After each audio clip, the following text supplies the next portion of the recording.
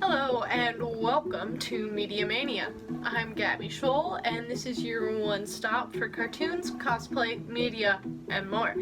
So today I'd like to talk about my design and creation of my Oogie Boogie cosplay. If you don't know who Oogie Boogie is, he is the main villain in Tim Burton's A Nightmare Before Christmas. This is Oogie Boogie. So the first thing I do when I make a costume is the design phase. So I'm gonna be really honest with you. I designed this cosplay around 3 o'clock in the morning. I couldn't sleep and I just decided it was time to do a new cosplay, and Oogie Boogie was the one that came to mind, and I desperately wanted to do it.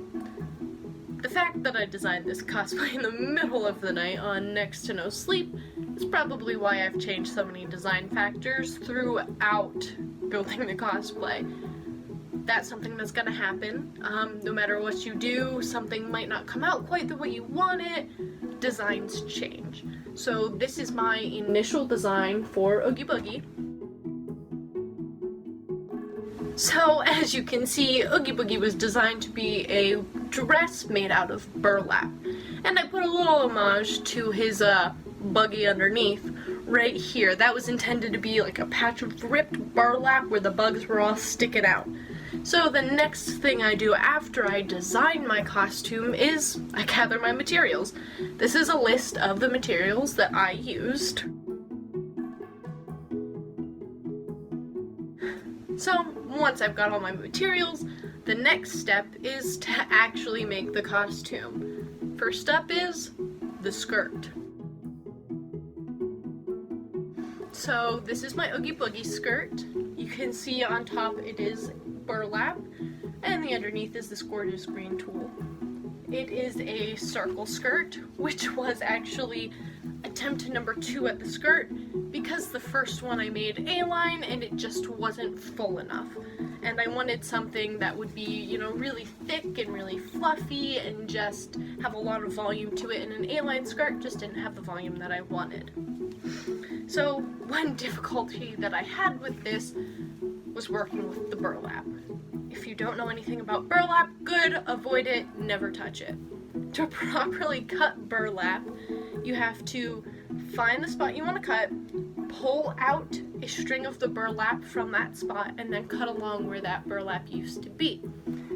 That's just to avoid it all falling apart and fraying because it's very loosely woven. The only problem with that is the fact that you have to cut it in a straight line.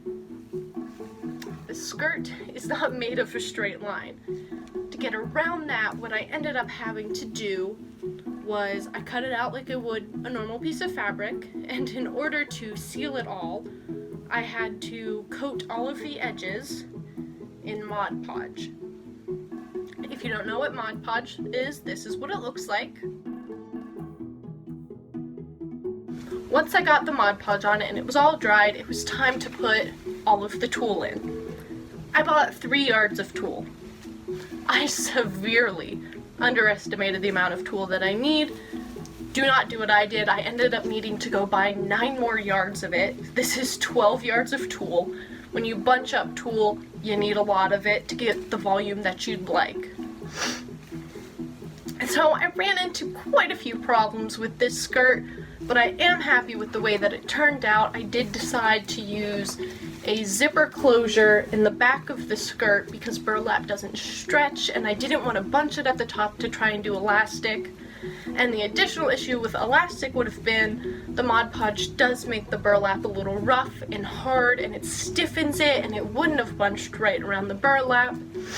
So I had to do a zipper enclosure, and I just hot glued that right in there. Let me tell you, a hot glue gun is gonna be your best friend. So now that I've made the skirt, my next step is the bodice. Okay, now this is my bodice for Oogie Boogie. As you can see, it is also made of the burlap, and I lined it with a softer fabric so that it is more comfortable to wear. Now I ran into a lot of problems making this corset. You know, it's the burlap, so I had those same issues. All of the seams are hot glued because sewing through the Mod Podge is difficult, although that did give me a bonus because now each of the seams acts as if it has boning in it, and it makes the corset a little stiffer. So now that's, you know, nice. I didn't have to put boning in. I very much loved that. But it wasn't originally intended to be a corset. This closure is the death of me. So this closure right here is, as you can see, it's corseted and it's got all of the little eyelets in it. So this was not originally intended to be a corset. My original intention was hopefully a zipper. I thought about doing Velcro, but I didn't want it to pop open at the con. I wanted to keep things PG. You know, I don't need to be losing my top. So I wanted to do a zipper, but I needed a zipper that would open all the way because burlap doesn't stretch, and there would be no way I was getting this over my head. The only issue is there's no zippers that I could find that opened all the way that were less than 22 inches. I needed one that was 9 inches long. So 22 was a bit much for my purposes. I thought about doing elastic in the back, but it just didn't hold right, it didn't open well enough. So I ended up settling on making it a corset, and these eyelets are the death of me. So this is the tool that you generally use to put eyelets in. The only problem is that particular tool that I own is for an extra large eyelet. My eyelets are only a large, so I had to hot glue them in. Hot glue works just fine. It's not ideal, but it will hold them in there. And if I do say so myself, the corset looks very nice. Then after I did the corset, the next thing I did was the hat. So this is my hat. It was really easy to make. It's just 2 pieces of the burlap, you know, the Mod Podge, hot glued it together. The one issue I found with this is burlap is stiff and it doesn't droop the way you want it to when you make it into this shape. When I tried it on the first time, it stood straight up. It looked like a cone head. So what I ended up having to do is I had to hot glue it down right here so it would hold the right shape. And now rather than looking like a cone head, I look like Oogie Boogie. The next issue that I ran into with this cosplay was the bugs. So one other thing that I wanted to do with this outfit was include my bugs. So I've got all these really cool bugs, super cute little plastic ones, some of them even glow in the dark. And what I wanted to do was make this really cute peekaboo moment right here on the side, and I put it all together and it looked so bad. I had to abandon it. Maybe it's because I designed this and thought it up at like 3 a.m., but it just went wrong. And sometimes that happens. Sometimes what you pictured in your mind and what you had designed just doesn't go quite the way you wanted it to, and you've just got to pick yourself up and move on. So I still want to incorporate my bugs into my cosplay. What I'm planning on doing is creating a sash where there's more of them in the middle and they disperse out towards the back. The sash serves more than just a purpose for including my bugs. It also helps finish up and clean up the look, as the top and the bottom are 2 separate pieces and it looks really unclean in the middle right now.